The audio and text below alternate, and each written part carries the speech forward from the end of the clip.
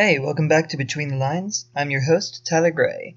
So you may have noticed that last week we did not upload our previous episode to SoundCloud immediately.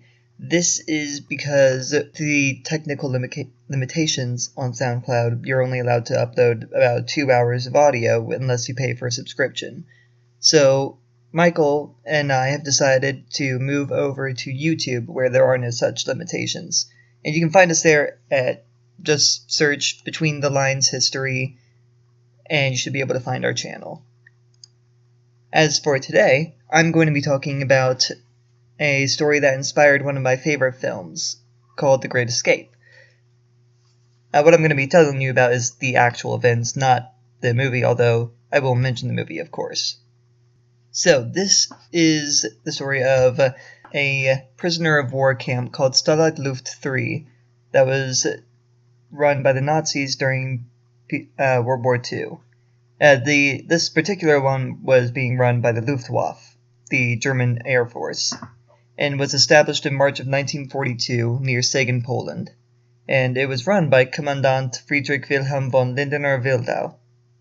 You see, the Germans had a system where each military branch handled POWs of equivalent branches. So, the Luftwaffe's Stalag Luft III held only Allied Air Force personnel. This site was specifically chosen because the sandy soil made it difficult for POWs to escape by tunneling. The surface sand was bright yellow, while the dirt underneath was a dark gray, making it very noticeable if prisoners tried to dump it anywhere. The barracks were raised around 24 inches off the ground to make it easier for guards to detect tunneling, and the Germans placed seismographic microphones around the perimeter of the camp to pick up the sounds of digging. So all in all, it was not an easy camp to escape from. The Germans they could try all they want, but Allied POWs were not going to let that stop them. To start with, Allied POWs followed guards everywhere in the camps, using signals to alert others when guards were approaching.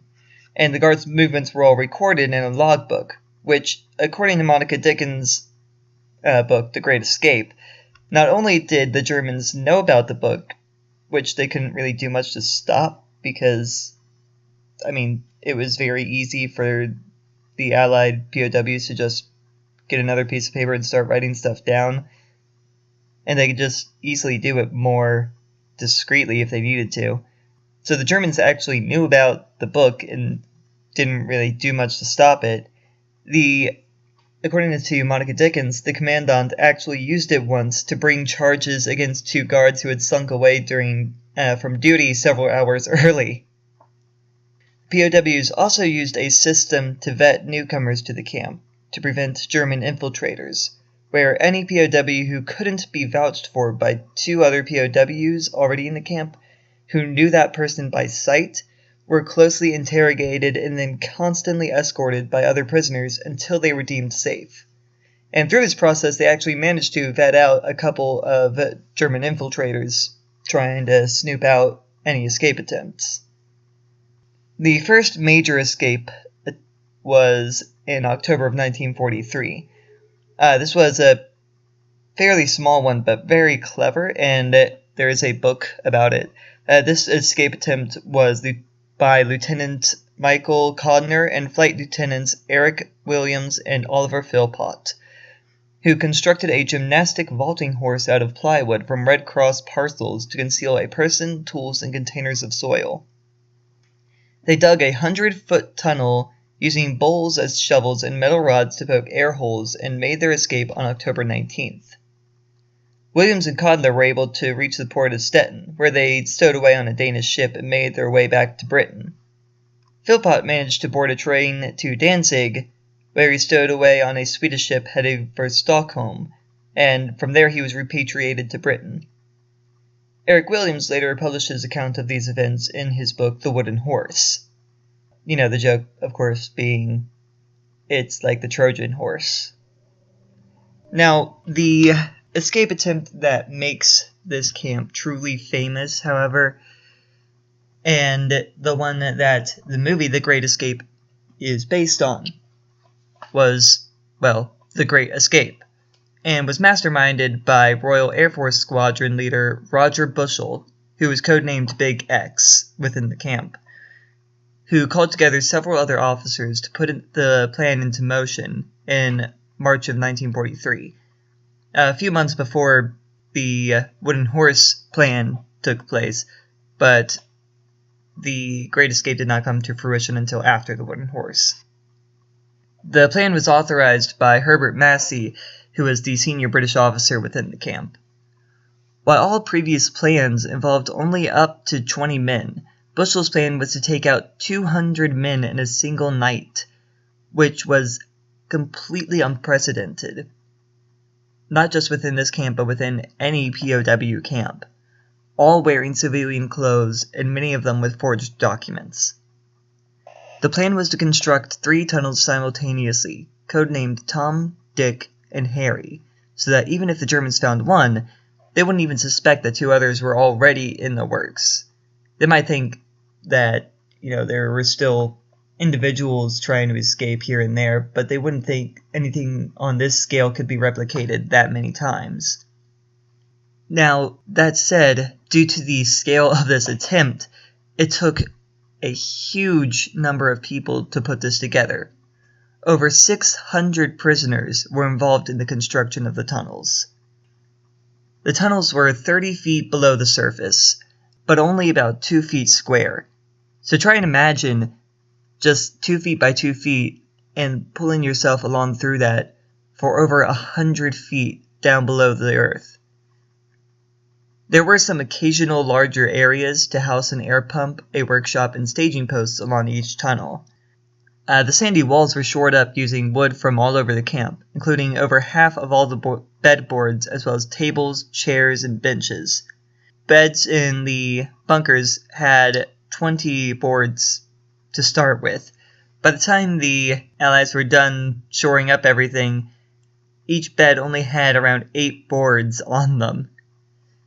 And after the escape attempt, the Germans decided to only equip every bed with 9 bed boards as an attempt to prevent this from happening again. The Allied prisoners even managed to steal 1,000 feet of electric cable, which had been left unattended by German workers, who then failed to report the theft for fear of getting in trouble or losing it in the first place. Also, they used over 1,400 Klim cans, which were tin cans that were originally held powdered milk supplied by the Red Cross, used to make extensive ventilation ducting for all 3 tunnels. Perhaps one of my favorite aspects was the fact that RAF squad leader Bob Nelson invented air pumps to push air through the ducts using bed pieces, hockey sticks, knapsacks, and Klim cans. The guy freaking invented air pumps using these bits of garbage around the camps, and equipped each tunnel with them. The biggest problem, however, for the prisoners in this attempt was what to do with the dirt. Because of what I said earlier about the dirt that they were digging, the tunnels would be a dark gray. They couldn't just dump it on top of the topsoil, which was a bright yellow, because it would stand out immediately. Heck, even having it on their clothes would be a sign that they were trying to tunnel. So the main method to dispose of this dirt was attaching small pouches made of towels to the inside of the prisoners' pants, which they would then empty as they walked around, scattering it to conceal it within the topsoil. They would often do this into the small gardens they were allowed to tend, turning the soil as they worked, to help hide it. However, after so long, the guards started to become too efficient at catching them doing this, so they had to resort to other methods. After Dick's planned exit point was covered over by a new camp extension, the decision was made to start filling it in with the dirt from the other tunnels. And also, due to being well hidden, Dick was also used for storage for maps, stamps, forged papers, compasses, and clothing.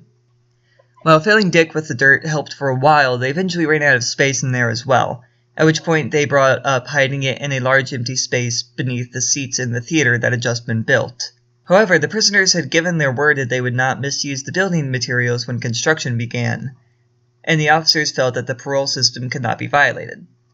For those who aren't aware, the parole system is a system that dates back probably all the way to Carthage, a very old system that is basically an agreement on the honor system for prisoners of war that if released to their home country, they would not immediately start fighting again, which works out for both sides because on the one hand, the prisoners would be allowed to return home, and on the other hand, the force releasing them would not need to worry about these released prisoners coming back to fight, immediately start trying to fight them again. So this is a system that has existed for a long, long time, although currently the U.S. disallows American military forces from entering into a parole agreement. But really, a parole agreement is anything that the prisoners agree to while they are prisoners of the enemy country. So the officers of the camp, the officers within the camp, the prisoner officers, felt that the parole system couldn't really be violated. They felt that was something they could not do. So they had a meeting to discuss the issue about what to do with the dirt. And at this meeting, they decided that while they given their word that they would not misuse the building materials, the completed building did not fall under this general agreement. So they were okay to use the space beneath the seats to hide the dirt from the tunnels. The next major setback, however, was when the Germans made the decision to build new camps specifically for American troops to handle the larger number of American POWs as the war progressed. This led to a sort of domino effect of events, being that in order to allow as many people to escape as possible, the Americans included, protection on the tunnels was increased, which unfortunately drew the attention of the guards. They discovered the entrance to Tom in September of 1943 when guards saw in the woods saw sand being removed from the hut where the entrance was located. While work on Tunnel Harry was temporarily ceased due to the discovery of Tom, the POWs resumed construction on Harry in January and completed the tunnel by March of 1944. Unfortunately, by this time, the Americans had already been moved to other camps. So, while in the movie The Great Escape, there is the main protagonist is an American, in the actual events, no Americans were a part of the actual escape attempt. They did help up until they were moved to other camps, but after that point, there were no Americans in Stalag Luft. The escape was originally intended for the summer months, but due to a visit from the Gestapo, who ordered increased efforts to detect escapes, the decision was made to make the attempt as soon as the tunnel was ready, rather than risk having the tunnel discovered. Of the 600 men involved in the tunneling efforts, only around 200 would be able to go. They divided them into two groups. The first 100 was made up of 30 prisoners who knew German well or had a history of escapes, who were basically the people that they felt were most likely to succeed in escaping. The other 70 of that first 100 were made up of people that they felt had put in the most effort and most work into the construction of the tunnels. The second 100 men which spoke little or no German, was chosen by drawing lots. After waiting about a week for a moonless night, the escape attempt began on March 24th of 1944. The first major setback, now that the tunnels have been completed, was that the trapdoor to the tunnel had frozen shut, and freeing it delayed the escape by an hour and a half. Even once they managed to get the tunnel open, they discovered that it came up just short of the tree line. Apparently their estimations were just slightly off. It was below freezing and there was snow on the ground, meaning that crawling to cover would leave a dark trail on the ground, which would make things even more noticeable. So to avoid sentries the escapees were reduced to only 10 per hour rather than the originally planned 1 per minute, which meant that the second 100 group would not be able to make it out before daybreak. Despite these problems, however, 76 men managed to crawl to freedom before the 77th man was spotted around 5 a.m. Thankfully, the guards didn't know where the entrance was, and within the time it took them to search the huts for the entrance, it gave the prisoners enough time to burn their fake papers. Of the 76 men that escaped, 73 were recaptured. This was one of the if not the largest, escape attempt from a POW camp in recorded history, and certainly the largest during World War II. This quite obviously ticked off the Nazis a lot. Hitler, the camp's security officer, and the guards that were on duty all wanted the recaptured prisoners to be shot as an example. Hermann Goering, actually, as well as Field Marshal Keitel and Major General von Gravenitz, who was in charge of POW efforts, argued against the executions as a violation of the Geneva Conventions.